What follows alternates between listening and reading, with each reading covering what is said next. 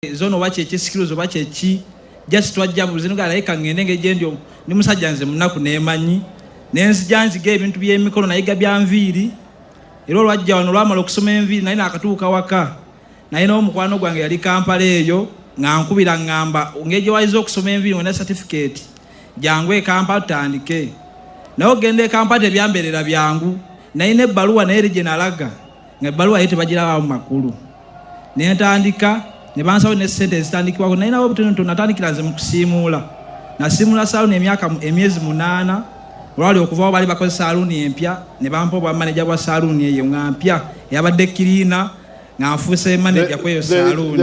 Their stories take long, but you can see all these young people had dropped out of school because of school fees. Naye nga bwe mulaba abaana bano bonna bali balemu okusoma nga tebalina fees. But me, I am training them at no cost in the government presidential skilling hubs for 6 months. Naye ye president n'asalawo okubatwala okubabangula mu obukugu obw'enjawulo okumala emyezi 6 nga teryasasudde wadde 10. And within no time they become very useful citizens. Mubanga tono nnyo bajja kubeera abatuuze bafuuka mu kabanga katono nnyo bafuuka abatuuze ab'omugaso ennyo. I started these hubs because I wanted to show that it is possible to teach children without charges. President yatandikawo amasomero gano ag'ebyemikono nga ayagala okutulaga nti basobola okusomera obwereere. And yet my way is more expensive because because there are not many in the country, they stay in the boarding centers. Ate yiye enkola eyo yo ya beeyi nene kubanga amasomero gano tegasi mangi nnyo mu ggwanga ate nga balina okumalawo okusulawo okumala emyezi 6. So if we could do it in the parishes and sub-counties, n'olwekyo senga tubiteekawo mu magombolola ne mu miruka, there would be no need for boarding.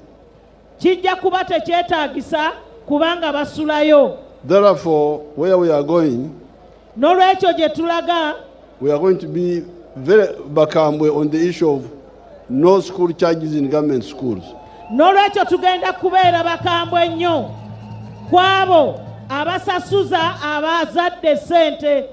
They have been using the pretext of not having enough teachers. Babadde bateekawo ekyekwaso nti abasomesa tebamala. We are going to recruit 50,000 additional teachers. Bagenda kugaba emirimu egy'abasomesa abalala 5,000. So that excuse goes away. Ekyo ekyekwaso nakyo kiveewo. Now finally, ku nkomerero, the issue of land grabbing. Ensonga ya kibbattaka. Now that issue is again the issue of leadership. Ensonga eyo naye ekwata ku bukulembeze.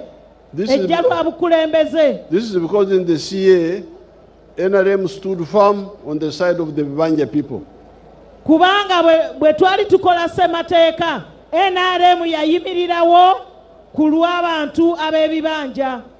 And 2 points. Ku nsonga 2. The Kibanja person is not to be evicted by the landlord.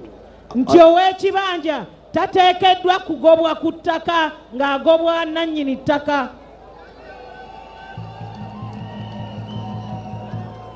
And the nannyini ttaka has no power to cut on the Kibanja of a Musenze. Ate nannyini ttaka talina buyinza kusala ku ttaka lya wa kibanja. Secondly, the Busuru had a ceiling Ekyokubiri busuulu ne bamukola nga wa kkomo ng'aliko ekkomo. And the Como is approved by the Minister of Lands in Kampala. Ate ng'ekkomo eryo likakasibwa ministry ey'ebyettaka e Kampala.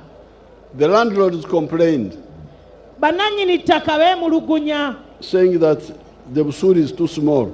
nga bagamba nti busuulu mutono nnyo. I told them, I said, you people, haven't you seen soldiers saluting me? N'abagamba nti mmwe temulaba abasirikale muzeeyi nga bamukubira saluti? How much money is in a salute? Sente mmeka eziri mu saluti eyo? So what I was telling them was that this money, the busuulu, is nominal to show that you recognize the ownership of the landlord. But N'olwekyo ye kye yabagamba nti sente ezo eza busuulu ntono nnyo ng'ekigendererwa kukakasa nti landiroodi oyo ye nannyini ttaka. Kabonero akalaga nti bakkiriza era bakakasa nti ye nannyini ttaka. So when you hear that people are being chased, you don't have to kwegura. N'olwekyo bw'awulira nti abantu bagobwa ate mbu beegula, toteekeddwa kwegula. Even if you don't kwegura, the kibanja is yours. Ne bw'oba teweeguze ekibanja ekyo kikyo. So, and even if the landlord said to another person, it doesn't concern me, that is up to them. Era nannyini ttaka ne bw'aba alina omuntu omulala gw'atunzizza oba gw'aguzizza ettaka, gwe tebikukwatako, osigala ku kibanja kyo. The one who buys paper, me I stay with the kibanja.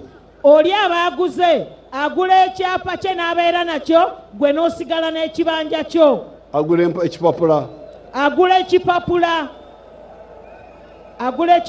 gwe n'osigaza ettaka. So when they come and evict you, they are doing it illegally.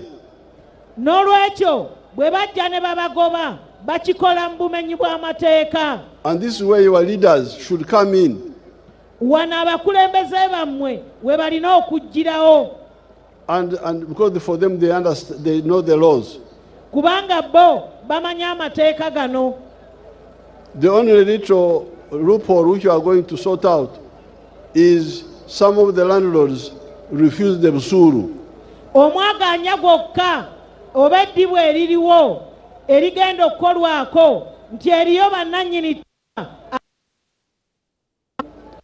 If they refuse, you should go and pay. We are going to arrange that you pay at the sub-county, and it's up to him. If he wants to pick the money, he picks it. N'olwekyo ekigenda okukolebwa nti bw'aba abugaanye wagenda kuteekebwawo enkola, gwe ogenda osasule ku ggombolola, ekiraga nti gwe omulimu gwo n'obuvunaanyizibwa bwo obukoze. But the long-term solution, naye nga eddagala eryenkomeredde is for the government to, when we are ready, to get enough money and pay off the landlords, and then you people take the ownership. Eddagala eryenkomeredde nti gavumenti bw'eneeba yeetegese ejja kufuna ssente esasule landlord gw'osigaze ekibanja kyo. And we have already done it in some areas. Kubanga ekyo kikoleddwako mu bitundu ebimu. If you go to Kirema, bw'ogenda e Kirema wano e Nakaseke, where General Sale alerted me, General Sale gye yamutegeeza ku nsonga eyo, I paid off the landlords. Yasasula bannannyini ttaka bonna. Now our people are there. I'm going to, my film team should go and film the Kirema settlement scheme, and so we can show the others what has happened. Tiimu ya muzeeyi ey'Ekirema ekwata firimu ejja kgenda e Kirema mu ggombolola y'Essemuto esobole okukwata ebintu ebyo abantu basobole obiraba nti kisoboka. But of course we have delayed. We put money in the land fund, but it's not enough. Sente muzeeyi ateekamu mu land fund gye bakozesa okusasula ab'ebibanja naye tezinnaba kumala because we have got so many other things to do. kubanga waliwo n'ebintu ebirala ebyetaagisa okukola. Enguudo, amalwaliro, security, what have you. Waliwo okulaba nti tulina obutebenkevu, ebyokwerinda, enguudo, amasomero n'ebirala. But with our petroleum, which is going to start flowing next year, naye amafuta gaffe agagenda okutandika okufuluma omwaka ogujja.